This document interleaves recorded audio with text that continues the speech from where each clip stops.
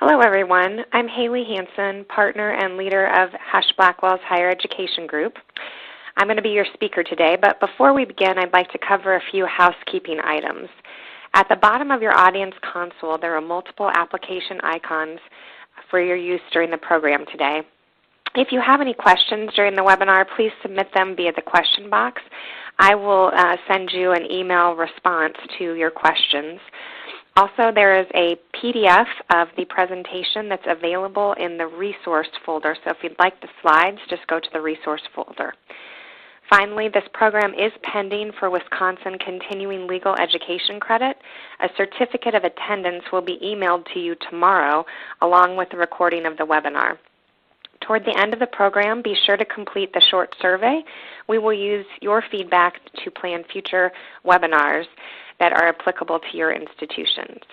That's it for our housekeeping items. Now let's get started with campus protests, free speech, and expression in private higher education. So we have a lot to cover today on our agenda. First, we're going to talk about kind of the basics of what to do when there's a campus protest. And the basics starts with what is free speech and what does that mean on your campus. So we're going to talk about that. I'm also going to discuss some recent developments. Political activity, we're going to talk about hate speech and what that means, social media, and then also discuss academic freedom when it comes to this type of speech and what the institution's response should be. So as you can see, we have quite a bit to cover, so let's go ahead and get started. So let's start with the free speech basics as we're looking at protests on campus. The first question we have to ask is the speech protected? And when we talk about speech, we're talking about both speech and expression, and that's really important as well. And when you look at the factors to consider whether or not the speech is protected, you want to look at a couple of different things. First, the speaker intends to convey a message, and second, that message will likely be understood by the listeners. So as we're starting to unpack what free speech is and whether speech is protected, those are very important key concepts to remember. So some examples include speech that's through words. So when we talk about campus protests, you have students who have bullhorns or even just using their spoken words that are protesting on campus. Also, compulsory speech can be an example as well, and that's the example of the Pledge of Allegiance or some other required speech. Symbolism can also be an example of speech. Also campaigning, and then as we are really focused on today, what protests look like. So maybe protests that are silent or sit-ins, those types of things are all examples of what is speech. So the bedrock principle when we're talking about free speech in private education is that you are not subject to the First Amendment of the U.S. Constitution. A private institution is not subject to the First Amendment. And I think that's a common misperception that people use all the time in education, that everyone is subject to the First Amendment. It is only public institutions that are subject to the First Amendment. So hopefully if you've learned nothing else from the webinar today, you will take out of this webinar that as a private school, you are not subject to the First Amendment. What you are subject to, though, is what, if any, policies you have or contracts you have made with your faculty, your staff, and also your students, and then also academic freedom and the principles of academic freedom. And typically where we see these policies and why it's important to always look at these policies, they are really housed in our freedom of expression or freedom of association policies. And as you're getting ready for your HLC accreditation reviews, those are something that you tend to look at maybe every 10 years with a reaffirmation visit that you're looking at as you're getting ready for HLC. But they're very important policies and will really govern the institutional response to free speech issues because they are the governing documents as a private institution because you're not subject to the First Amendment. So just a refresher on the First Amendment, which again applies to public institutions, not private institutions, as you all are on this call. It says that Congress shall make no law respecting an establishment of religion or prohibiting the free exercise thereof or abridging the freedom of speech. And that's going to be a really important principle that applies only to public institutions and not private institutions. So as a private institution, as you're looking at your freedom of expression, freedom of association policies, it's important to understand under the law what is unprotected speech. So as we looked at some of those examples of what is speech, what is unprotected speech? So speech that is discriminatory or harassing is unprotected speech, but it can't be to a large group of people. It's not discriminatory unless it is what we call discriminatory towards an individual themselves. Defamation, libel, slander, that's unprotected speech. Obscenities can be unprotected. There's a little bit of a gray area as to what qualifies as an obscenity as well, but that's we'll talk about that a little bit later. Fighting words, those are unprotected speech.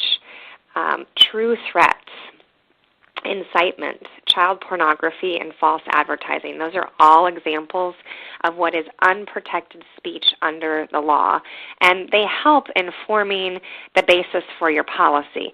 Now, one thing that I think is so important is that at times private institutions tend to pull policies from larger peers, and those larger peers may be public institutions in their particular state or surrounding area, and so therefore they come up with a policy that provides really First Amendment protections when they're a private institution and they don't have to provide those protections. So again, it's really important to look at your policies and also to ensure that you are following the principles of academic freedom, which we'll talk about as well. Where the speech occurs, if it's on campus or off campus, also plays a factor in the analysis of determining what the institution's response is to the speech.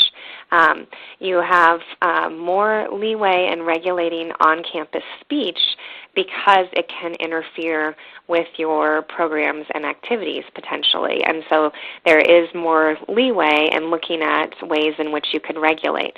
Off-campus is a little bit more difficult, and you have to actually show that there's a close nexus to the institutional environment. And so really looking at an analysis of where has the speech occurred is going to be really important to the overall analysis. So I talked about a couple of the policies, freedom of expression and freedom of association type policies, but there's a lot more speech policies or policies that have elements of speech within them that you want to look at as well. So the first thing that I would tell you to do is when you're looking at your policies, make sure that you're examining the scope of the policy. So, does it have elements that would apply to speech or expression, and who does the policy apply to?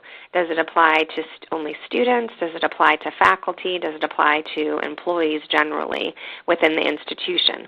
But things that we see or policies that we see that do have elements of speech within those policies are academic freedom policies, political activity policies, and that may be something as we just came through the last election that institutions are looking at in terms of political activity on campus. Also, breach of peace policies. Some of our private schools have those types of policies. Policies regarding your events and what can happen when you have events. Now, obviously, during COVID, the events look very different, but what type of speech is allowed during events is going to be really important, and making sure that you have policy language to be able to take the actions that you want to take if you have groups that are trying to protest or are interfering with some of your campus activities. Signage policies also have elements of speech within them, student organization, codes of conduct, those types of things, computer usage policies, social media, which I'll talk about in detail, and also privacy policy. I want to go back to the signage policy. So one type of speech that we've seen pretty traditionally has been whether or not we've had issues on private campuses of whether or not someone can display a Confederate flag or even a Nazi flag within their private dorm room, if they can display that flag, and what the policy is regarding not only speech, but how you have handled other similar flags being displayed, whether it's the American flag or you have another country's flag that is displayed within that same type of setting. You have to be careful in terms of how you regulate the speech and how you go about that regulation. Again, you're not subject to the First Amendment, but your policies may allow for for individuals to hang a flag or have different different political views that some may find morally offensive, and how are you going to handle that in terms of, number one, what do your policies say so that it backs up whatever potential action you want to take, and number two, is there a disciplinary component that would go into something like that? So those are some common issues that we see, and it's only when the issue seems to be happening for some institutions that they really look at what the language of their policy actually says and decide we don't have the right language to be able to take the action that we want to. So think about those things now versus when you're dealing with the crisis at your campus. So that wraps up our primer on free speech. And again, key takeaway is that as a private institution, you're not subject to the First Amendment, which is why it's going to be so important that you really do look at those policies and make sure that they're updated. And I've worked with some institutions that haven't updated their policies in 5, 10 years. So looking at those. Also determining policies such as academic freedom, and I will go into that in a little more detail later. What is the shared governance that you're expected to engage in as you're updating those policies and looking at what is best on campus? And shared governance doesn't mean that the faculty decide.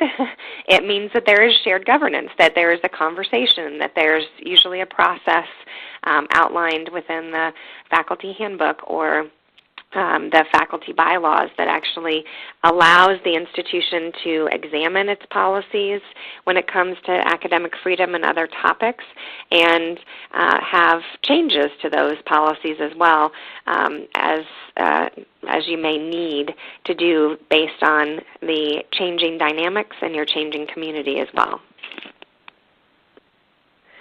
So obviously our recent developments start with the social and political tensions. The tensions over the last election, immigration policy, diversity and racism issues that have been brought to the forefront, and there have been many protests around the country regarding those types of issues, Second Amendment issues, educational access. As we just talked about, shared governance issues. There's been lots of faculty that are very upset regarding shared governance and what that actually looks like, or maybe a misunderstanding of what that actually looks like on campus. And then also COVID-19 restrictions. This has been a long haul for everyone, and understanding the dynamics and how people are feeling. Some people, are very concerned about coming to campus. Some people want to come to campus and want to have classes in person and with their students. And so there's all of these competing tensions that has allowed a culture to breed that is really one that is focused on protesting and having your voice heard, which is a good thing, I think, but we have to make sure that we're ready to deal with it as institutions. So one issue that we've seen quite frequently is what we have referred to as a cancel culture. And so this term is really referring to organizing to oppose consequences because of statements currently deemed to be offensive. And so, again, this may deny opportunity to debate, explain, or allow room for error at times when we have a cancel culture. So examples that we've seen really happened pretty frequently this summer when we talked about the reaction to George Floyd's murder and Breonna Taylor's murder as well, and others across the country. That discussion, that focus on those two murders really ignited a lot of speech on different sides. And there was speech from students or students that were had enrolled but had not yet started school that people found very offensive in response. I know that there were social media video clips and other types of speech that there was a public outcry or community outcry from the institution to revoke admission or expel students based on their reaction or lack of empathy that others would refer to with regard to these incidents. And that's been a very difficult discussion on a lot of campuses of what a cancel culture is. And in some cases, the students or the alumni were not happy unless there was somebody who had been separated from their institution. And the elements of freedom of expression or other types of speech were brought into all of these discussions. And how do you balance those as you're looking at competing interests of people who are highly offended by what somebody may have said on social media or mocked the death of George Floyd or said something that others felt was very inappropriate, to our policies and procedures for allowing those students to come to campus, to have an open dialogue, to engage in academic discussions that are contentious at times and share opposing views. And so institutions are really struggling with that cancel culture and how to react to it. And most institutions are really looking at, again, going back to their policies, their mission, their vision, their values as to what do we want to set forth as our culture, and how do we make sure that our policies, which becomes our contract, aligns with that culture. Another recent development that happened in November of 2018 was the way that the Department of Education Office for Civil Rights Processing Manual identified how it was going to respond to complaints. And essentially it said that although it agreed it did not have jurisdiction to enforce the First Amendment, that it would make sure that the First Amendment was that their actions were consistent with the First Amendment, and that the OCR would comport with the First Amendment principles. So essentially saying that the federal government would really emphasize the First Amendment and make sure that the actions that OCR was taking. Now obviously OCR is enforcing the civil rights laws at private and public institutions, and so looking at those principles within the case processing manual was I don't want to say a complete difference, but it was more emphasis than we've seen before from other administrations regarding free speech issues. We've also seen a large wave of state legislation that talks about free speech, and it's particularly aimed at public institutions because that's, again, where the states have more power typically to legislate, but we have also seen that the states are pushing their authority or regulatory authority over private institutions as well. And then executive orders, not only executive orders coming from the president, but also executive orders that we've even seen from governors on particular states. But the president's executive order regarding free inquiry and transparency and accountability at colleges and universities was issued in March of 19, which called on agencies to promote free inquiry through grant conditions, essentially, and federal dollars that were going to educational institutions. And one of the most recent developments was from the new regulations, which actually were just last month, which essentially state that even private institutions shall submit copies of final court judgments to the effect that an institution or employee that's acting on behalf of the institution violated the institution's policy regarding freedom of speech or academic freedom.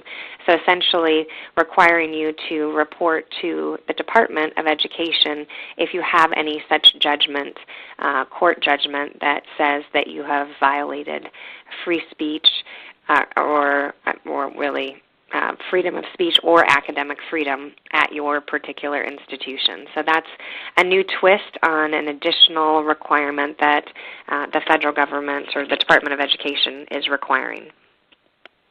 And finally, on our recent developments, we've seen an increased presence from FIRE.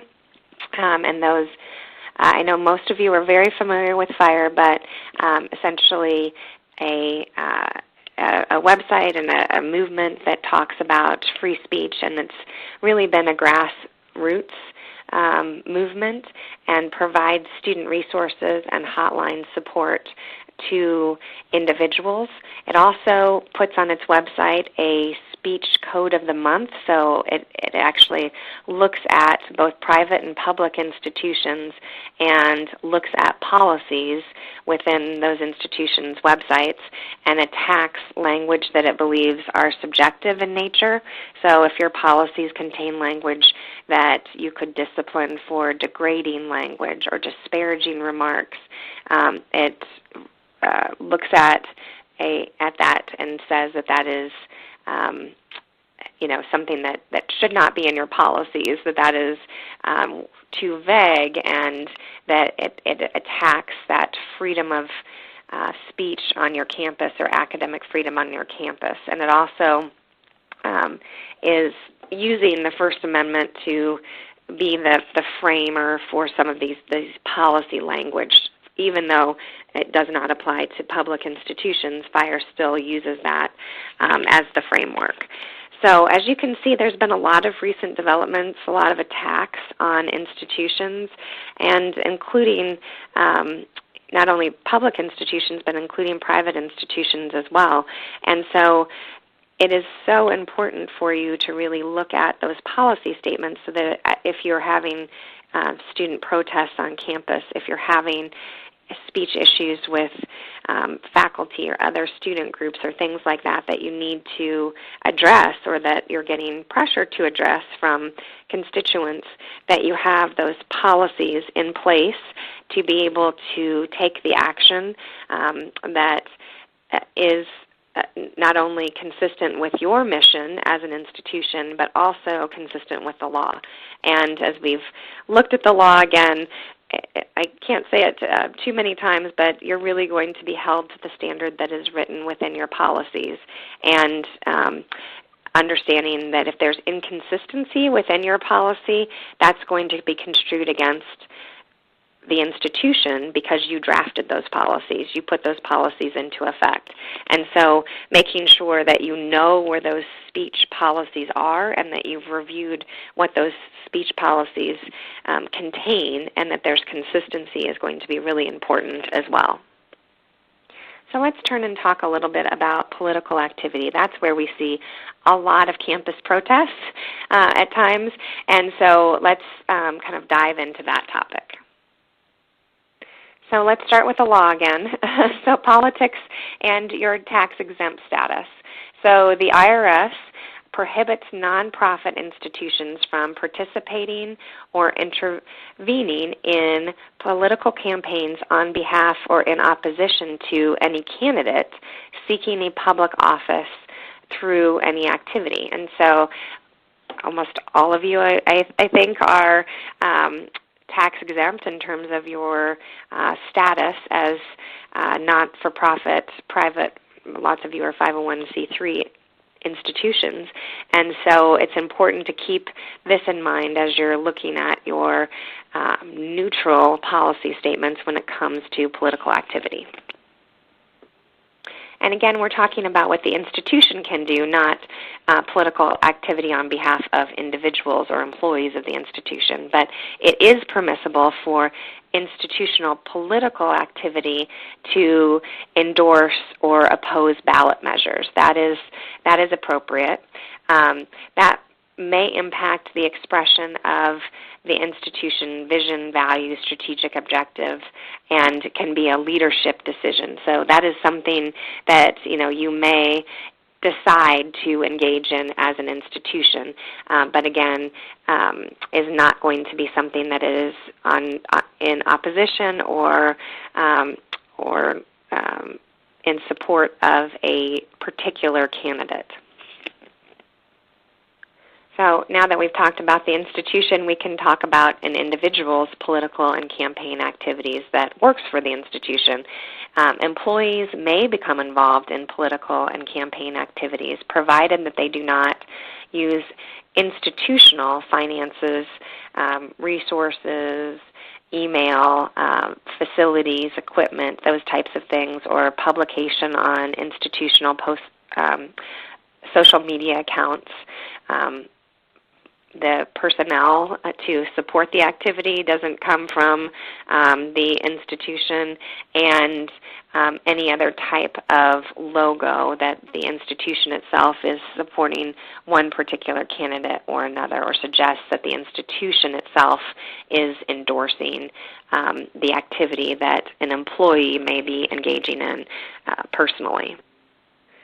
So before we talk about hate speech, just to kind of wrap up political activity, it's important to really understand and reflect on your policies, what the institution can and cannot do versus what individuals can and cannot do, and make sure that there's a clear distinction there, and understand that lots of institutions have made the choice to create or to update their political activity policy to make sure that it's clear to employees, and even go so far as to do some training on that policy in back-to-school training sessions.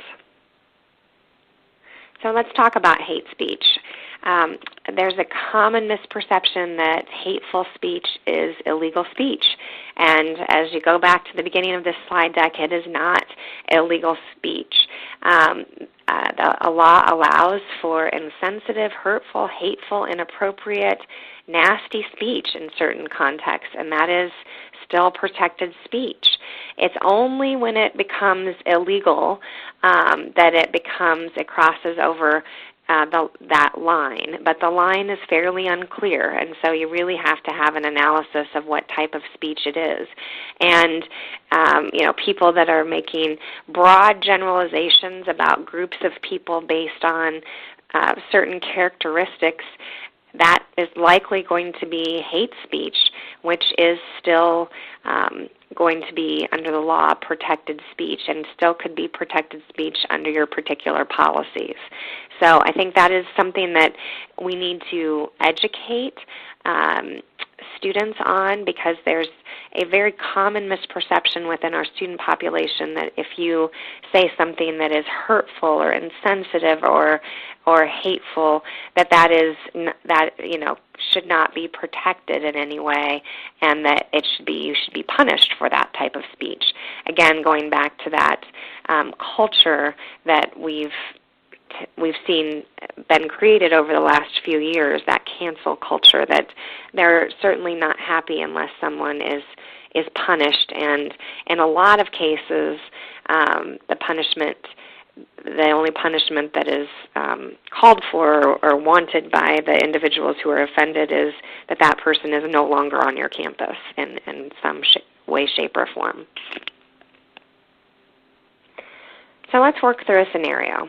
So let's talk about Belle, who's a student at your institution who supports increased immigration restrictions, posts on her social media that illegal aliens from Central America should go to jail.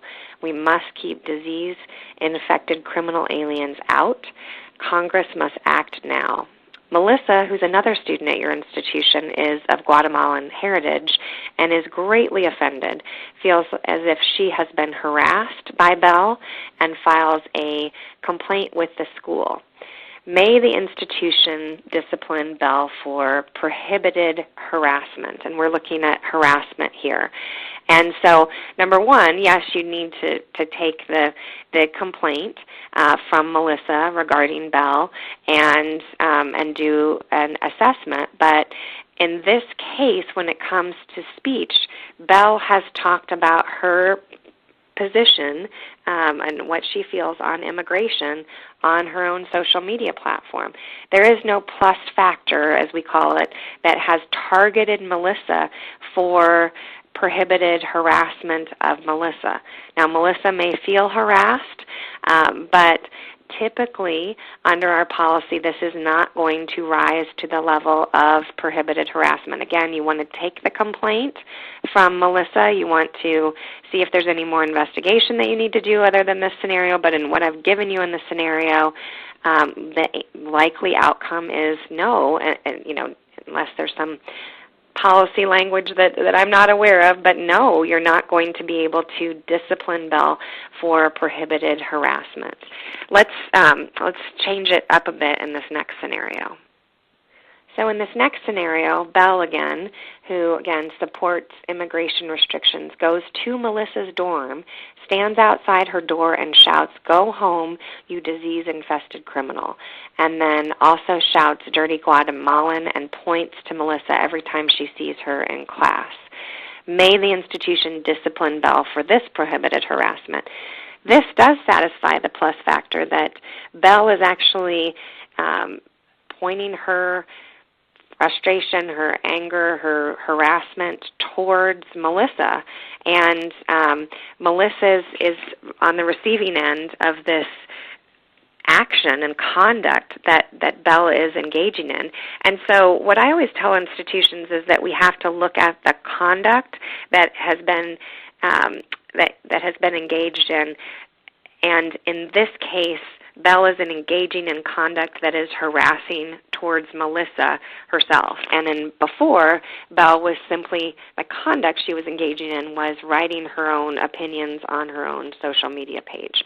So that is kind of a distinction within the scenarios when we talk about hate speech and when institutions are able to discipline and when you're not able to discipline for harassment under hate speech allegations that may be brought by Melissa. And so, again, it's got to rise to that level of discrimination, harassment towards an individual, which this second scenario does.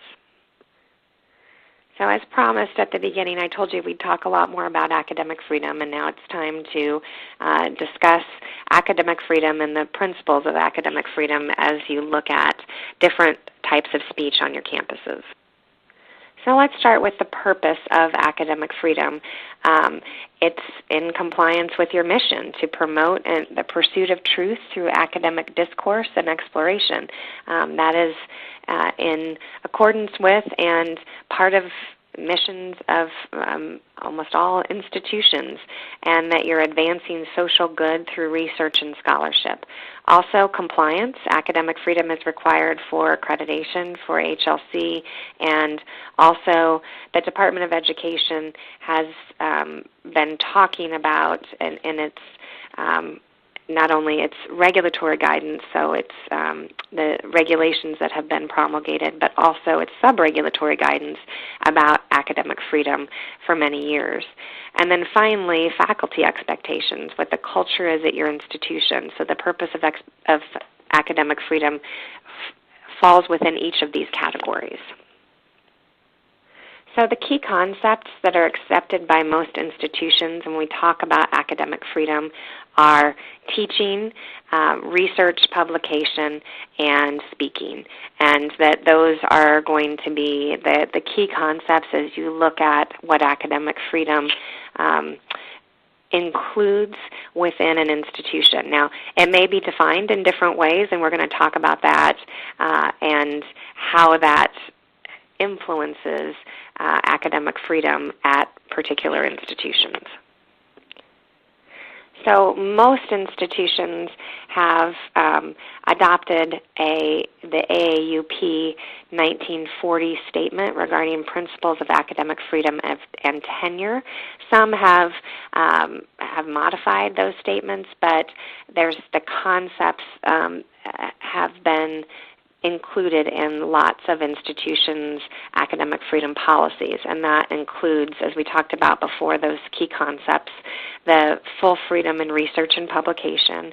It also includes freedom in the classroom, so that there are no limitations as to what the subject matter may be, as long as it's germane to the subject matter that the faculty member may want to discuss. And then the AUP statement also talks about, as citizens, that teachers should be free from any type of censorship and discipline, and talks about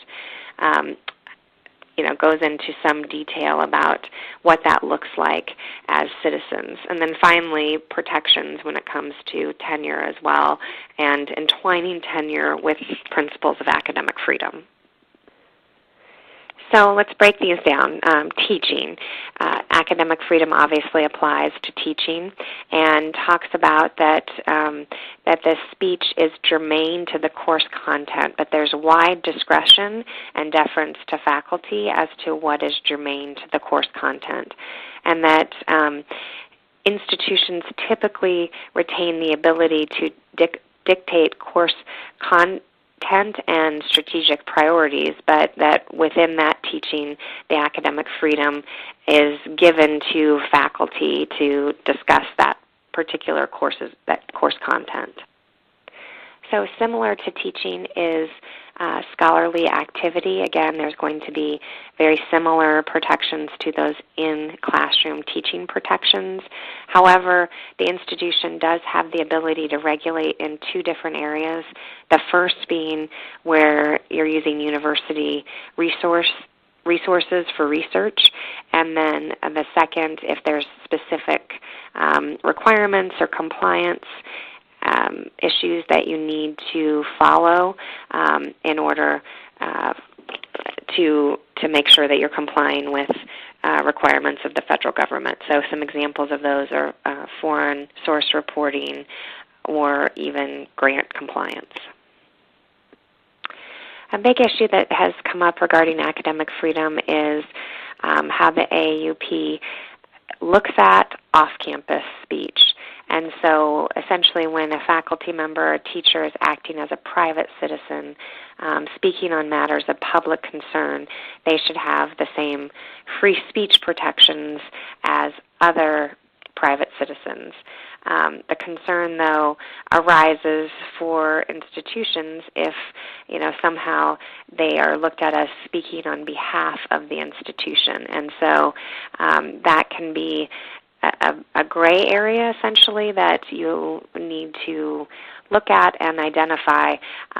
There's also a concern that there can be retaliation against faculty members for political positions that they have expressed as a private citizen as well. And so AAUP has looked at this and has taken the position that there cannot be discipline that is imposed. So there's been quite a few cases in this area, especially if the institution takes the position that the faculty member's off-campus speech was detrimental to the mission, vision, values of the institution.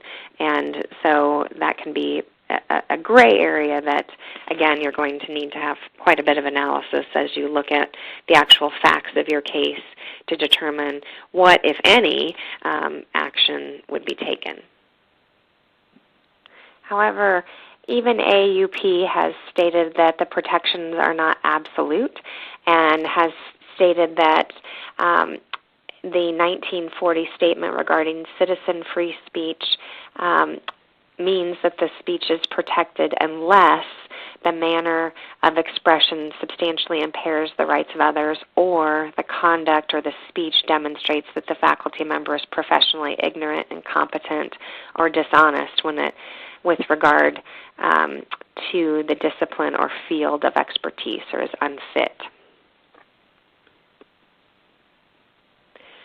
So the question that a lot of courts, including the court on this particular slide, has to grapple with is the overlap between the First Amendment, which applies to public institutions, and academic freedom, and how do you look at the particular facts of a case and make sure that you are considering both of those principles. So practically speaking, when you're talking about academic freedom, we talked about that it can be defined in policy. It can also be defined in other places as well. And you've got to make sure that you don't have multiple definitions of what is academic freedom, or if you do, that they are consistent. So we've seen definitions in faculty handbooks. Appointment letters can talk about academic freedom. Also, collective bargaining agreements that some institutions have. General policies also talk about, lots of institutions have an academic freedom policy, and whether or not that freedom also is applicable then to students' academic freedom within the classroom as well. We didn't really talk about that. And then statutory provisions potentially as well that can come into play. So it's important as you're looking at academic freedom issues that you align and that you're consistent in your policy statements about what academic freedom means at your institution and how it will be interpreted if you have a situation which you may want to take action regarding. So as I was mentioning earlier, the protections are not limited to faculty. In fact, students can be protected by academic freedom. Also, academic freedom protects the institution as well, and is important to understand in those definitions that the institution is protected by academic freedom. So when you look at those concepts, again, make sure practically you're looking for alignment and understanding of what academic freedom actually means at your institution. And it's something that is important to talk about with your faculty to, before there's a big issue, have a common understanding. I can tell you I go to a lot of institutions and do back-to-school training or other types of training, and there's a wide variety of understanding of what academic freedom means at their particular campus. So it's a good thing to have discussion about, to understand, to make sure there's policy alignment before there's a large issue of campus unrest or protests or other issues that are going on that people, again, really may interpret differently based on their own understanding of what academic freedom maybe means to them versus how it's been defined by the institution. So let's briefly talk about social media and speech rights as well. I think that's an important topic to make sure that we cover. So when we look at social media and academic freedom, it's really important to talk about content over form. And what do I mean by that? I mean, what is the content that is being put out there or used versus the form in which you use to put it out there, put it out on social media, or provide that information in some other manner. So look at the actual content and then determine whether or not it falls within your freedom of expression categories or your protected speech category within your policy. Is it subject to those types of protections? Another scenario I think will be really helpful in kind of driving this point home. So let's talk about Professor X, who posts on social media opinions denying the Holocaust and advancing controversial conspiracy theories. So the first question to ask is, does a private institution have the discretion to act? It's the first question we want to know. Second, would a public institution be able to act if a private institution doesn't have the discretion to act, or maybe it does have the discretion to act? And then finally, a religious institution that's seeking to address statements contrary to a religious doctrine. So let's break those questions down. And unfortunately, once we break them down, you get the answer that lawyers love to give and clients hate to receive, which is, it depends. And it depends as to whether or not you can act based on the definition of academic freedom or appointment documents or other faculty conduct rules that you may have, and what they have those documents say regarding the freedom of speech or freedom of expression at your particular campus. And you must then make an analysis and a determination as to whether or not Professor X's conduct violates any of those policy statements. And then the process that you would follow as an institution if Professor X's conduct does violate those policy statements. So when we think about freedom of speech or academic freedom cases, the answer that a lot of attorneys will give you is it depends, because they are so fact-intensive in terms of the particular facts of that case and applying those facts to the institution's policies and determining whether or not any of the conduct is contrary to the policies. And unfortunately, I've had the Professor X situation happen at one of my institutions. If your policy statements really don't address things like this situation and actually have some broad language that talks about the different types of academic freedom or even freedom of expression that employees and faculty can engage in when voicing their views on particular topics, you may struggle to be able to discipline for things that you may want to discipline for. And so I think it's important for you to really focus on what those policy statements say and look at these different scenarios and try to apply your policies to this particular scenario and say, what would the outcome be? What would we want to do at our institution? And do we have a policy statement that would substantiate that outcome, that would allow us to take that particular action? We'll end with one more scenario talking about social media. Let's talk about the scenario where a faculty member posts on his personal Facebook page that affirmative action is resulting in admission of women into STEM majors who are not qualified. He opines that his research shows women do not think like scientists. Does a private institution have the discretion to act? Does a public institution have a discretion to act?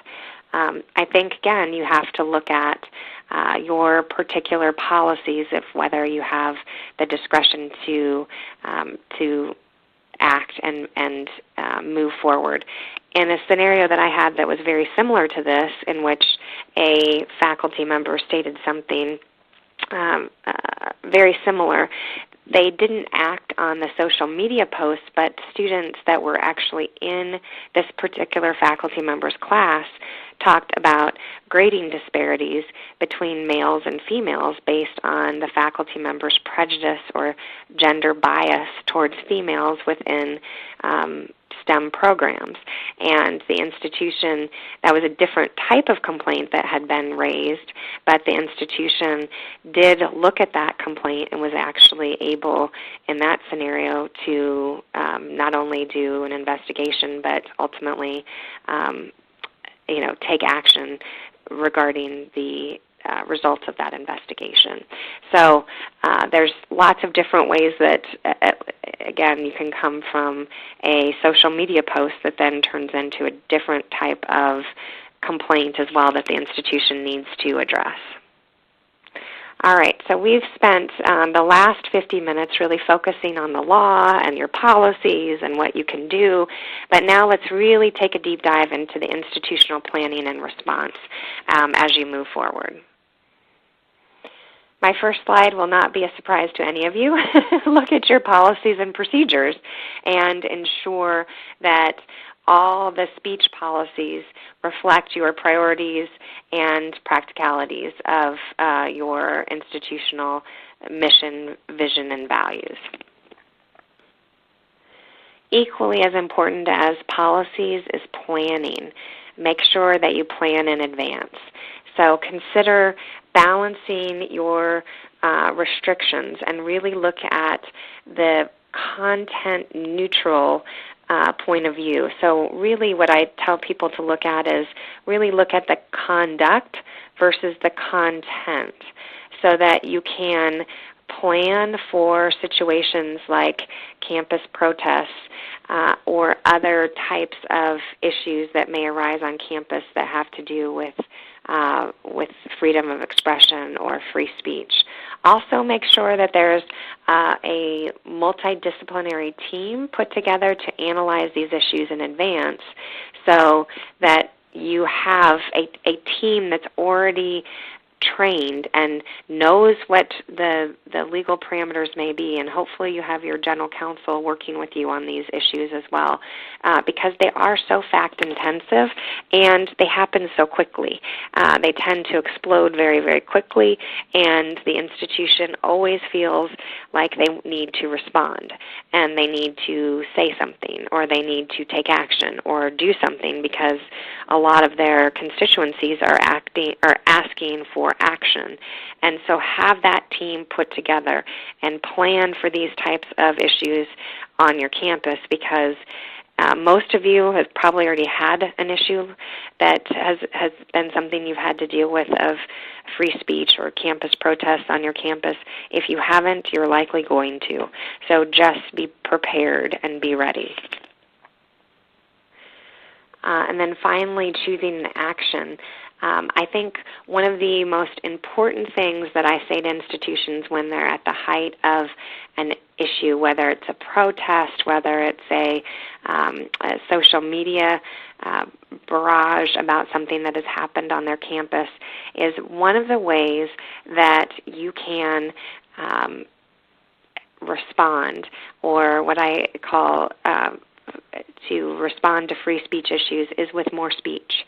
So if there's something that you believe is a viewpoint that has been made by a student or by an employee that is contrary to the mission, vision, and values, then put out a statement as to what is the mission, vision, and values and culture, and say that that is contrary to the culture that you are, that you are working to protect at the institution.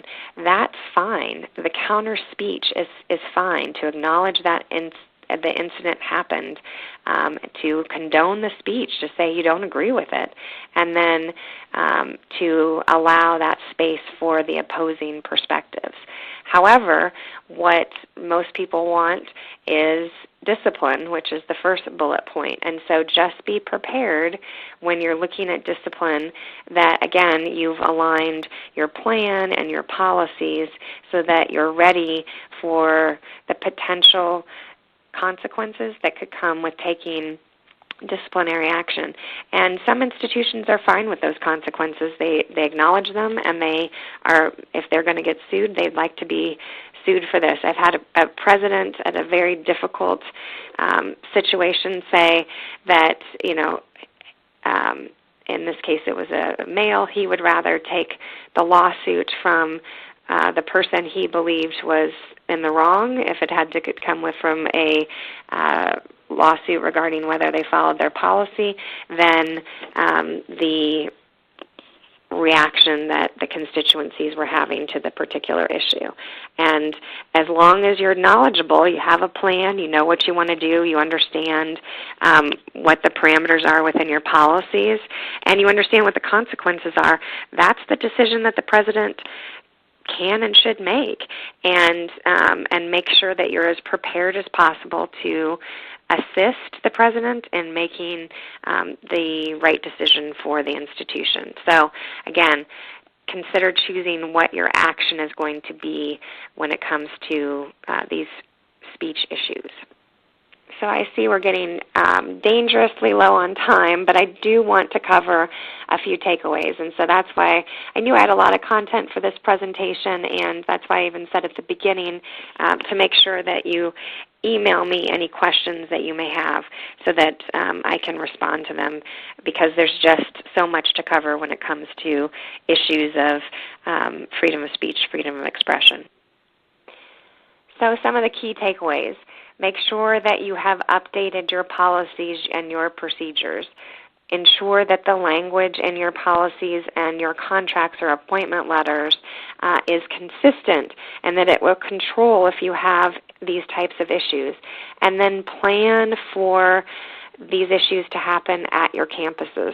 Look at some of the newspaper articles within the Chronicle of Higher Education or Inside Higher Ed, and you'll see similar issues have popped up around the country. So we've had student protests regarding racism, and we've had issues regarding speech as to whether or not particular students should be allowed to come to campus.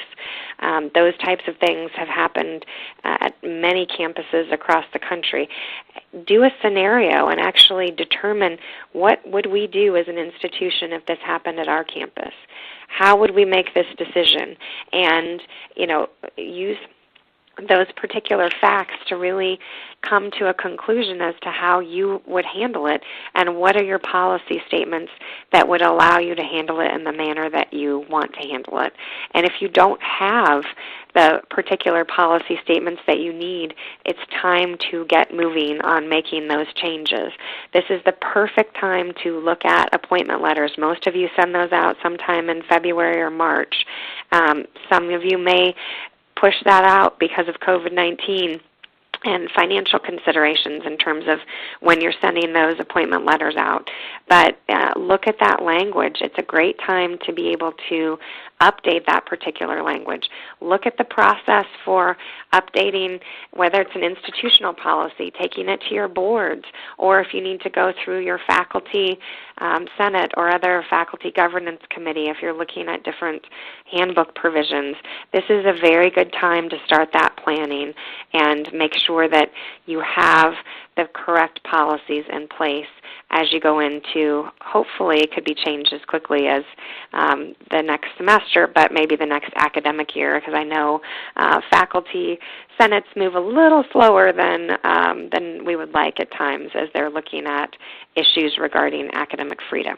But plan and consider how these particular scenarios would play out on your campus and what you would do.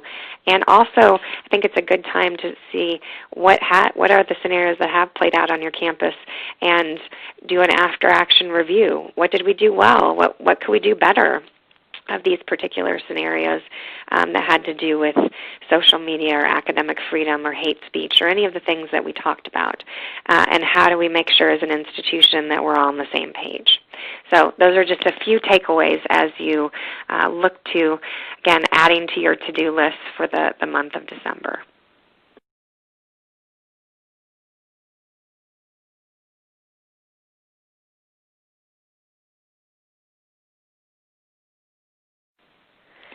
Well, that comes to the end of our presentation. I want to thank everyone for your participation. I knew today had a lot of content in it, so thank you for sticking with me through all the legal content. I really appreciate it.